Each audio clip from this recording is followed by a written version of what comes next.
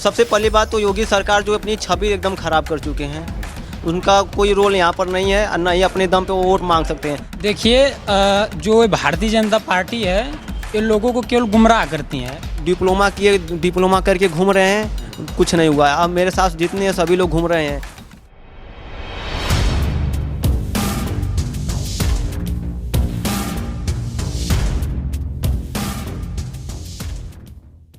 UP की योगी आदित्यनाथ सरकार ने दिल्ली एनसीआर में बहुत सारे पोस्टर लगाए हैं और ये दावा किया है कि यूपी में उन्होंने लाखों लोगों को, युवाओं को रोजगार दिया है और यूपी को उत्तम प्रदेश बना दिया है। मेरे साथ कुछ युवा हैं जो कि अभी पढ़ाई लिखाई कर रहे हैं और रोजगार और शिक्षा को लेकर क्या हालात हैं यूपी में, हम यूपी में जानेंगे। मैं पूर्वांचल में इस वक्त मौजूद हूँ।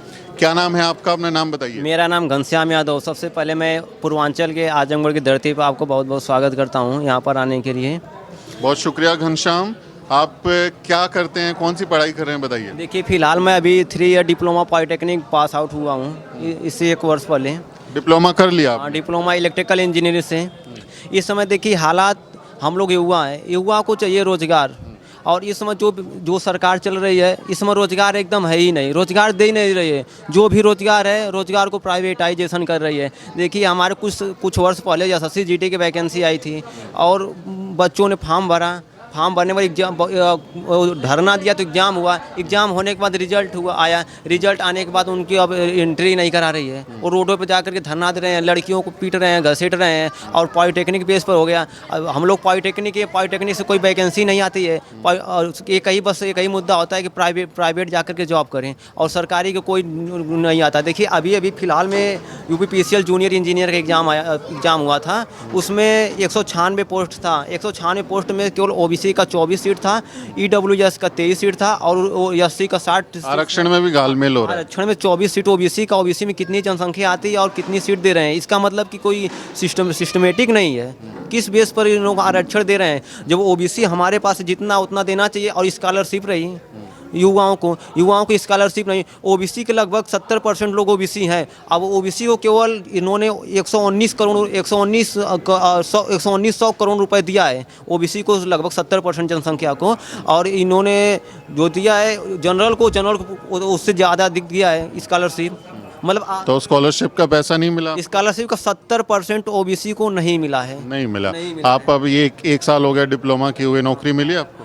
डिप्लोमा करके घूम रहे हैं, कुछ नहीं हुआ है। अब मेरे साथ जितने हैं सभी लोग घूम रहे हैं। और इसमें क्या हाल है बेरोजगार का कि प्राइवेटाइजेशन में सब प्राइवेट कंपनी में जा रहे हैं। प्राइवेट कंपनी में आप जा रहे हैं तो 3 वर्ष के लिए रख रहे हैं, वो भी ठेकेदारी बेस पर। 3 वर्ष के बाद निकाल दे रहे हैं। पॉलिटेक्निक का ये हाल हुआ। और अच्छा थोड़ा सा बीटेक, इसके बाद सोचे बीटेक कर लें तो बीटेक के 4 साल दें, बीटेक 4 साल करने के बाद उसको भी जाएँ रोड पर किसी भी कंपनी में काम करें तो उसमें भी फिर उसमें भी हटा देंगे, हटाने की गुंजाइश रहेगी, फिर हटा देंगे। गारंटी नहीं। आप क्या करते हैं साथी, नाम बताएं अपना। सर मेरा नाम अमर सिंह यादव है, मैं जौनपुर से आया हूँ और मैं अभी बीएड कर रहा हूँ। बीएड कर रहे हैं? हो गई है बीएड आप? नहीं, अभी बीएड चल रहा है। तो बीएड करने के बाद नौकरी की गुंजाइश है? बीएड करने के बाद नौकरी की गुंजाइश तो नहीं लगती, क्योंकि जो 69,000 शिक्षक भर्ती हुई है उसमें जो ओबीसी कैंडिडेट के लिए जो भर्ती हुई है उसमें भी घालमेल हुआ है। ओबीसी कैंडिडेट को 27% रिजर्वेशन जो मिलता है, जो फिर भी कम भी 18,000 पोस्ट जो ओबीसी की हैं वो आरक्षण के हिसाब से दी नहीं, उस पर जनरल कैटेगरी के लोग बिठा दिए और वो लोग वहाँ लखनऊ में धरना दे रहे हैं। गोमती में एक लड़का कूद गया था। तो शिक्षक भर्ती घोटाला है उसमें तो फिर आपको नौकरी मिलना मुश्किल हो जाएगा। फिर बीएड करने का क्या फ़ायदा? बहुत मुश्किल है। अभी देखिए क्या होता है। उसके जो ओबीसी की सीटें हैं उसको भी नहीं भर रहे हैं, मतलब जनरल वालों को दे रहे हैं। देखिए जो पूरा लक्ष्य है कि इस बार बीजेपी सरकार को हटाना है। हाँ, किसी न किसी तरह हटाना है। देखिए इस सरकार में जैसे उत्तर प्रदेश में कोई बहुत अच्छा तो नहीं मिल रहा है मुख्यमंत्री, फिर भी कुछ कह सकते तो अखिलेश यादव कुछ हद तक ठीक हैं। 10 नंबर में 5 नंबर 6 नंबर तक कह सकते हैं कि आपको अखिलेश पसंद है? अखिलेश पूरा लेवल तक तो नहीं पसंद है। पूरा लेवल तक पसंद है तो आजमगढ़ और बलिया में यूनिवर्सिटी देने के लिए कहे थे। बलिया में यूनिवर्सिटी दी, आजमगढ़ की धरती पर यूनिवर्सिटी क्यों नहीं दी? आजमगढ़ से चुन के गए, आजमगढ़ से यहाँ से चुन करके गए हैं। जितना वोट विपक्षी ने पाया उससे ज़्यादा वोटों से यहाँ से जीत करके गया है। तो वादा पूरा नहीं किया अखिलेश ने, वादा कुछ तो पूरा किए लेकिन पूरा तो नहीं किए। फिर भी आप कह रहे हैं कि हमको पसंद है। अब अन्य लोगों से बेटर तो है ही। योगी आदित्यनाथ ने तो एकदम बेकार काम कर दिया, जितना नौकरी था उस नौकरी को भी खा गया और लोगों को सड़क पे बिठा दिया। 2018 में ग्राम विकास अधिकारी की वैकेंसी आई थी, उसमें बहुत से छात्र थे। सिलेक्शन होने के बाद धांधली 1953 पोस्ट था, इतना धांधली हुई कि 17 लाख रुपए पे सभी सीटें बिक गई थी और उसका फिर से रिशेड्यूल एग्जाम होने वाला है। फिर हमको लगता है कि होने वाला नहीं है जब तक ये सरकार हटेगी नहीं।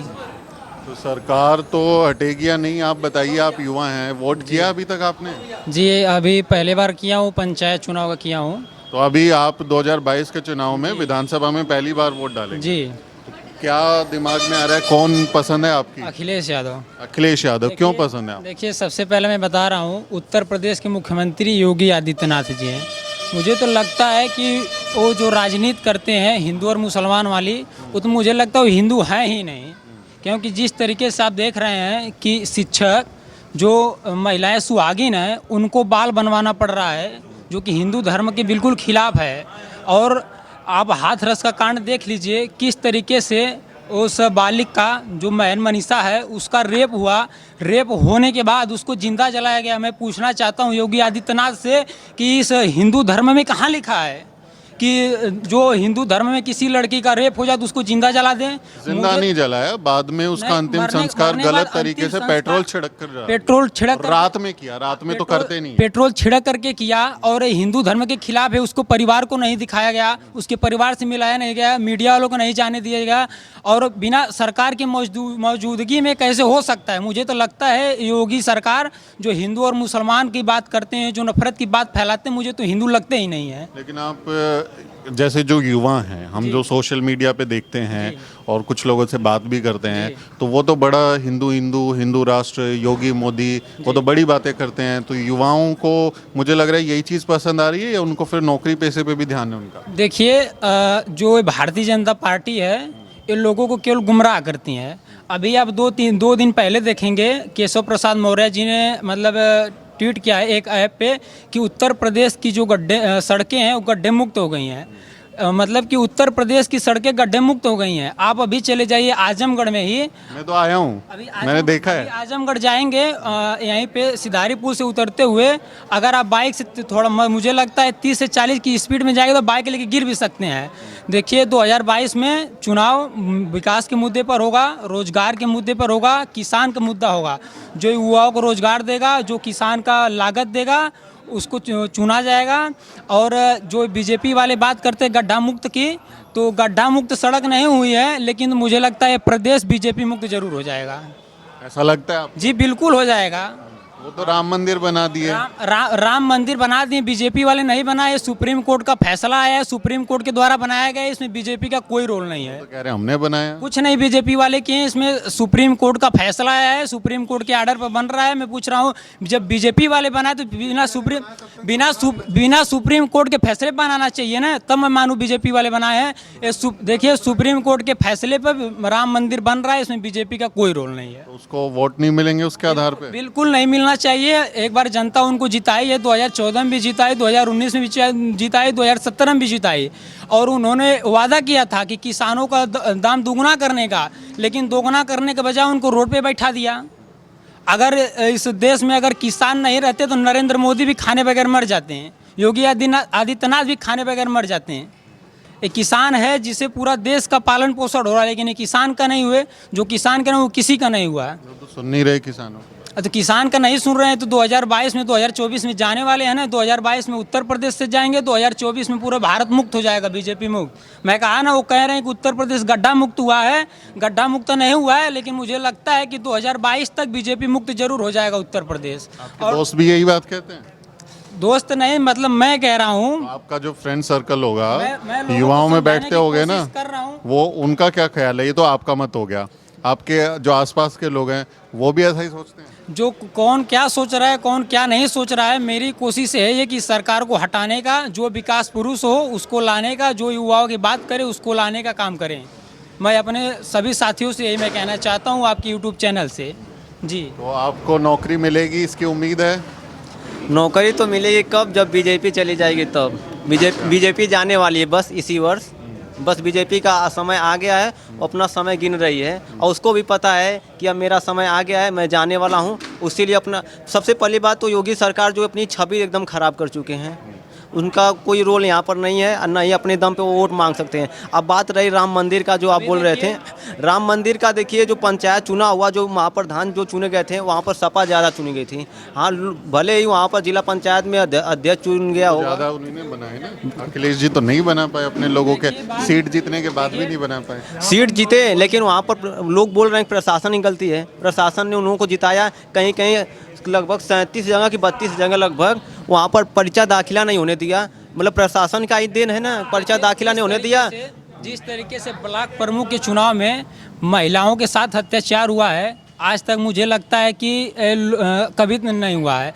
ये बिल्कुल लोकतंत्र के खिलाफ है। पूरी व्यवस्था से युवा जो हैं वो जागरूक होंगे, वो फैसला करेंगे कि हम भविष्य सुधारें अपना। भारतीय जनता पार्टी की सरकार में न महिलाएं सुरक्षित हैं, न युवा सुरक्षित है और न किसान सुरक्षित हैं। ना ही महिलाओं को सुरक्षा मिल पा रहा है, न युवाओं को रोजगार मिल पा रहा है, न ही किसानों को दोगुना दाम मिल रहा है। अभी देखिए पूर्वांचल एक्सप्रेसवे अभी उद्घाटन नहीं हुआ है, अभी उद्घाटन होने वाला जल्द से जल्द। सुल्तानपुर में अभी बारिश हुई है ना, सुल्तानपुर में दरार फट गया है, जगह जगह सड़क धंस गई है। ये भारतीय जनता पार्टी केवल दिखावे का काम करती है, विकास कुछ नहीं करती है, बस विकास के नाम पर लोगों को गुमराह करती है। ये पूर्वांचल के युवाओं में एक तरीके का गुस्सा भी है, क्योंकि पढ़ाई लिखाई कर रहे हैं, मेहनत कर रहे हैं, पेपर देते हैं, उसके बाद आरक्षण घोटाला हो जाता है, भर्तियां नहीं निकलती हैं, भर्तियां निकल जाएं तो उन पे सही तरीके से नियुक्तियां नहीं होती हैं और फिर लाठियां खानी पड़ती हैं। तो ये गुस्सा जो है वो वोट में तब्दील होगा। जब चुनाव में वोट डालेंगे उस समय वो गुस्सा जाहिर होगा, ऐसा यहाँ के युवाओं का कहना है। ये वीडियो मैं आपको पूर्वांचल से दिखा रहा था। अगर आपको अच्छा लगा हो तो इसे लाइक शेयर ज़रूर करें और साथ ही हमारे चैनल को भी ज़रूर सब्सक्राइब करें।